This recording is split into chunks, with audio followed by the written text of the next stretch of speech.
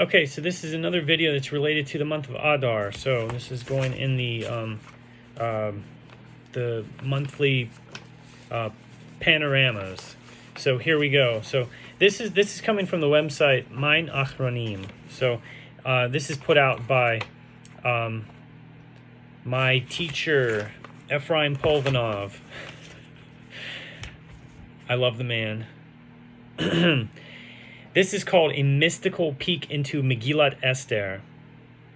So if you haven't seen my other video about what empowers Amalek regarding the month of Adar, go watch it. Go spread it. Send it to across your social media, because we need to know what ends October 7th in the future. We need to know what brings the hostages home. We need to know what stops Iran from even shooting the rockets. We need to know what stops people from wanting to march in these Jew hatred protests. We need to know what stops this stuff. It's in that video. It's all related to the month of Adar. It's not what you think. Okay, mystical peek into Megillat Esther. Purim is deeply a mystical holiday. In fact, Megillat Esther literally means revealing the hidden. So Megillat is like the revealing, and Esther is the hidden, right? So while God is not explicitly mentioned anywhere in the scroll, his fingerprints can be found all over it. In the same way, the Megillah is imbued with tremendous hidden wisdom. That it has a total of 10 chapters is the first clue. If you read carefully, you will find that just about every sephira is mentioned. So, the first sephira is Keter. The great crown of God in the first chapter of the Megillah is all about highlighting the greatness of Achashverosh's crown and kingdom. So, Keter and Malchut. It's like the top and bottom of the sephira, the Kabbalistic tree of life, right? Okay, our sages taught that Achashverosh wished to dress in the vestments of the Kohen Gadol, to crown himself as king of the Jews. Megillah 12a. It is well known. It was also taught that every time the Megillah refers to the king without a name, it's secretly referring to the king, to Hashem. In Kabbalah, Keter always refers to willpower, ratzon, since the starting point of any endeavor is the will to do it. Everything begins with a will, and the universe began with God's will to create it, setting all of history in motion. Similarly, in the first chapter of the Megillah, we find that Queen Vashti refuses to do the will of Achashverosh, thus setting the whole Purim story in motion. The second sephira is Chokhmah, and the second chapter begins by introducing us to Mordecai, the paragon of Chokhmah, a Jewish sage. In Kabbalah, Chokhmah is called Abba, the father, and we are told that Mordecai plays the role of an adopted father for the orphaned Esther. The third sephira is Bina, and the third chapter begins by introducing Haman, a master manipulator who knew how to twist people's Bina, their understanding. Our sages ask in Hulin 139b, where is Haman alluded to in the Torah? They answered that he is found in the words Hamin ha'etz, from the tree, in Genesis 3:11, referring to the tree of knowledge in the Garden of Eden. Our sages associate Haman with the tree of knowledge, the consumption of which brought evil into the world. According to one Kabbalistic view, the tree of life is associated with Chokhmah, while the tree of knowledge is associated with Bina. Hence the mystical connection to Haman. It goes deeper. In chapter 3, we read how Haman became absolutely enraged when Mordecai refused to bow to him, Esther 3:5. And Zohar 2:243a teaches that each of the 10 sephirot has a counterpart in the Sitra Achra, the other side, the realm of evil. The counterparts to Keter, Chokhmah, and Bina are referred to as smoke,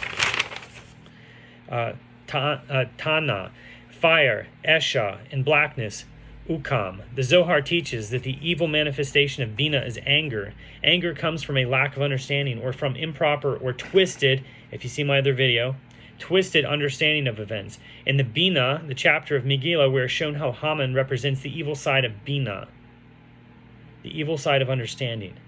I'm telling you. Go see my other video. The rage that leads to his downfall, into the victory of the Jews.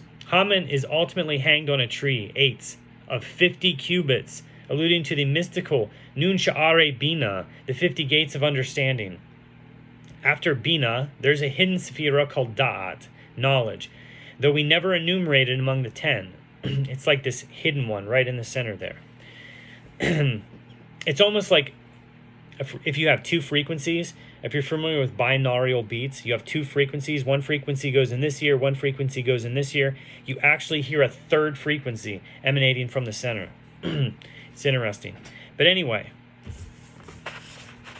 okay, so fitly, the 4th chapter begins with the words Mordechai Yada'a, and Mordecai knew.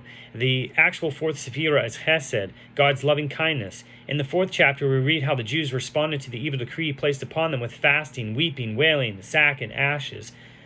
4:3, Esther 4:3. These actions aroused God's Chesed, allowing the evil decree to be annulled up above in the heavens. Mordecai, through his divine inspiration, knew this and affirmed without doubt that relief and salvation will come to the Jews one way or another. 4:14. In the 5th chapter, Esther comes before the king for judgment, din, the inner aspect of the 5th Sephira, Gevura. Esther asked the king and Haman to join her for a wine party.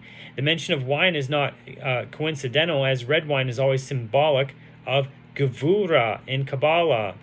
So, in fact, there is a custom to add a few drops of Chesed into the Kiddush cup to temper some of the Gevura. Gevura also means restraint. We find that, for once, Haman was able to restrain himself. 5:10.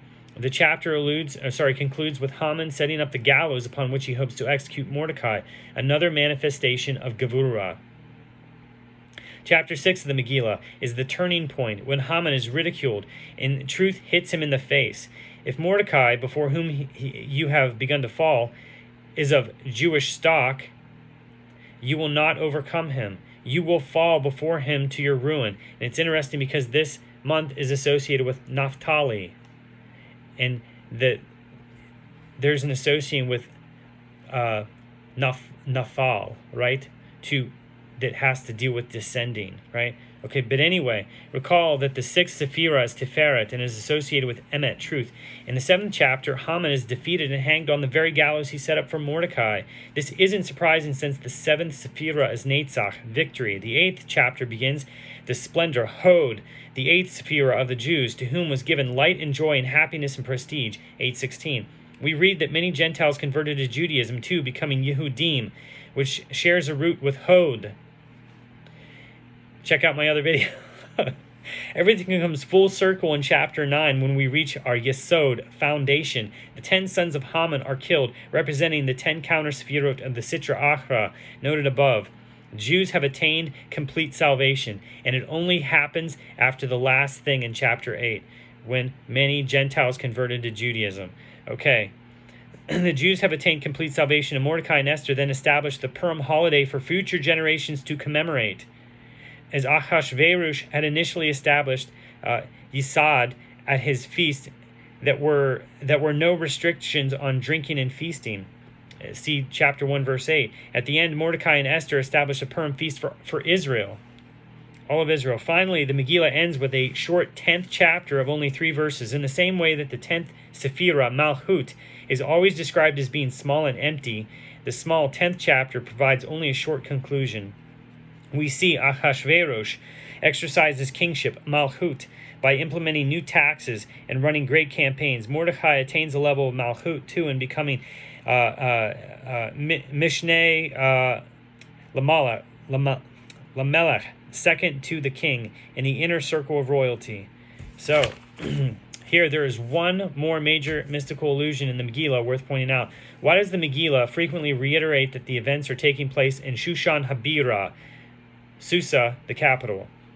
Why is it so important to know? On a mystical level, it is alluding to a deeply Kabbalistic concept. The Zohar's first passage begins with a symbolism of a 13th petaled rose. The rose has white and red petals representing the opposing forces of Chesed and Gevura.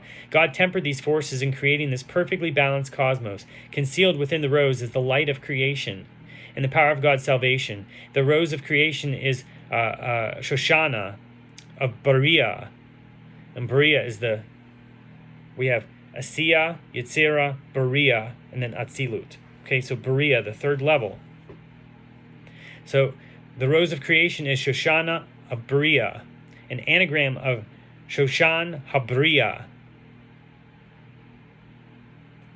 The setting of Purim is supposed to once more remind us of the hidden cosmic mysteries embedded within the Megillah for us to unravel.